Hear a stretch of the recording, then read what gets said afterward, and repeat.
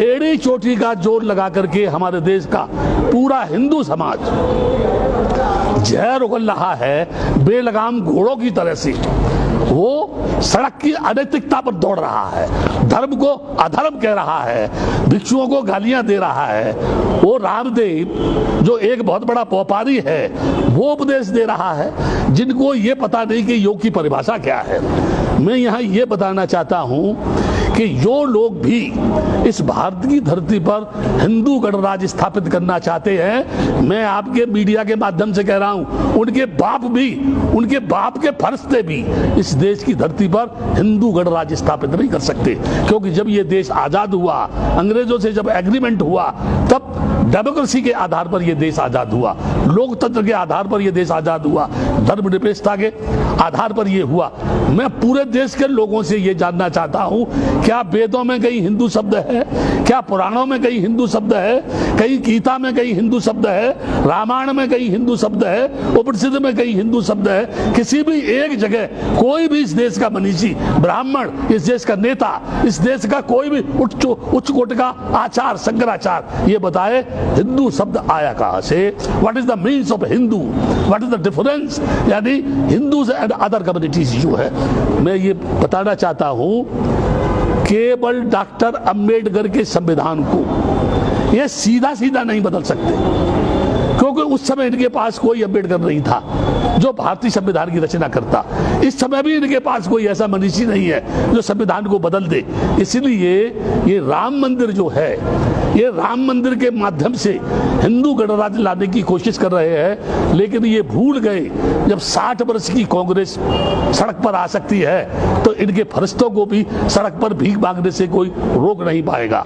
मैं यहाँ एक बात कहना चाहता हूँ, बड़े बड़े शहंशाह, बड़े बड़े सूफी, यानी हजरत आदम नबी से नीचे जमी के चल बसे थे, नूह किस्ती मान बल्ला यार वो भी चल बसे, जिनका जमी पे था लश्करो फौजो सिया, दिल के अरमा दिल में रहे यार वो भी चल बसे।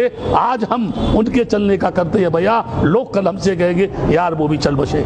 बड़े बड़े राजा महाराजा, औरंगजेब हुआ या अन्य राजा हुए जो तलवार के बूते पर शासन करना चाहते थे, सिकंदर हो या कोई और हो, मर गए, जमीन पर दफन हो गए, उनकी भी कामना पूरी नहीं हुई। तो ये आरएसएस के लोग, ये बजरंग दल के लोग, ये शिवसेना के लोग और चंद ये इस समय नकाबपोश जो नेता है जो पूरे देश को बेचना चाहते हैं, रेल बेच रहे हैं, ये जो है बैंकों को बेचना चाहते हैं, हवाई अड्डों को इन्होंने बेच दिया, ये सारे मुल्क को बेच करके जब बेच देंगे तो ये व्हाट विल बी, यानी what will they do on the land of India? क्या करेंगे इस देश में? क्या करना चाहते हैं ये? इनका मकसद है एनी हाउ ब्राह्मणी संस्कृति को भारत की धरती पर स्थापित करना। अब वो जमाना नहीं है जब कोई पुष्पमित्र सिंह भिक्षुओं का कत्ल करेगा। डॉक्टर अंबेडकर ने बुद्धिज्म को स्वीकार करके एक ऐसी यानी शैली, ऐसी फिलॉसफी, ऐसी भाषा, ऐसी वाणी, ऐसा दर्शन लोगों को बीच में दे दिया है। ज्यों ज्यों लोग डॉक्टर अंबेडकर को पढ़ेंगे, त्यों त्यों इस देश में बगावत करने वाले लोगों की संख्या बढ़ेगी।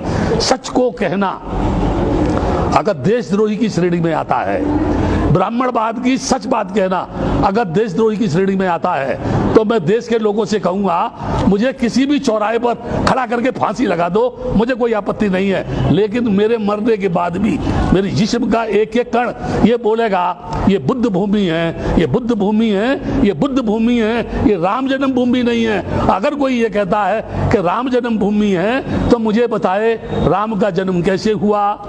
वो कौन थे जिन्होंने चावल दिए थे? उन रानियों के संतान किससे पैदा हुई?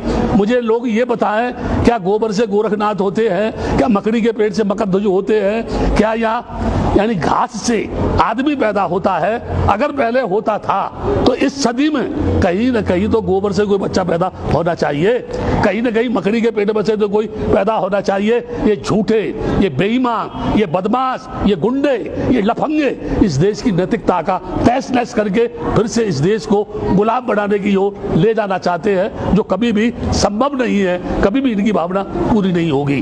बुद्ध ने कहा पहले अपने आप को जीतो, उसके बाद दूसरे की जीतने की बात करो। पूरी दुनिया जानती है कि बुद्ध के आगा महाबोधि विहार बौद्धों का है। पूरा त्रिपिटक कहता है कि अयोध्या जो है साकेत नगरी के नाम से जानी जाती है। ये कह रहे हैं ये राम मंदिर है, और कह नहीं रहे हैं, उन्होंने उस जगह बाबरी मस्जिद को तोड़ करके राम मंदिर बनाने की शुरुआत कर दी। यहाँ एक प्रश्न है, जब वहां बाबरी मस्जिद थी ही नहीं तो आपने मुसलमानों को 5 एकड़ जमीन देने की घोषणा क्यों की? क्या आप इनको खुश करना चाहते हैं? और फिर ये अभी रक्षाबंधन आ रहा है, उसके साथ साथ ईद आ रही है, और ये 27 से फिर यानी 5 तारीख तक लॉकडाउन करेंगे। ये लॉकडाउन का मतलब क्या है? कोई भी आदमी किसी भी प्रकार की सरकार के खिलाफ बगावत नहीं कर सकता है, और वो जो चाह रही है उसे वो करेंगे। लेकिन मैं एक बात बता रहा हूं, ये कुछ भी कर ले, ये सफल नहीं होगा। मंदिर बना ले, ठीक है ना, मंदिर बना ले। ये अभी भी किसी ने कहा, मैं कह रहा हूं इस बात को, जितने भी मंदिर हैं भारत की धरती पर, अगर उनके पुजारियों को वेतन के अलावा जो भी फंड है वहां, अगर पूरा फंड ये सरकार ले ले तो 130 करोड़ लोगों की समस्या का समाधान हो सकता है। लेकिन ये ऐसा नहीं करेंगे, क्योंकि मंदिर के नाम पे तो भड़काते हैं, ये मजहब के नाम पे तो लड़ाते हैं ना, इसलिए ये नहीं चाहेंगे। आप मुझे बता दीजिए, जिस भगवान को कभी देखा नहीं, जिस भगवान से कभी बातचीत नहीं हुई, जो भगवान कभी आया नहीं, जिस भगवान को पूर्वजों ने नहीं देखा, लोगों के बाप दादों ने नहीं देखा, और ये कह रहे हैं कि वो है, कहाँ है, किस जगह है? और फिर अंत में कहता हूं, जब आदमी ही दुनिया में नहीं रहेगा तो फिर भगवान को मानेगा कौन? इन मंदिरों में जाएगा कौन? इनकी पूजा कौन करेगा? इनको चढ़ावा कौन देगा?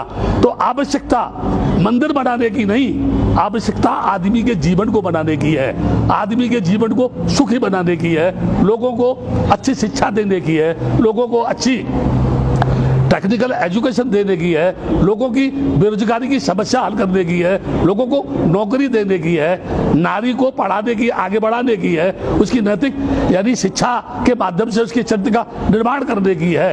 तब जाकर के इस देश का भला होगा।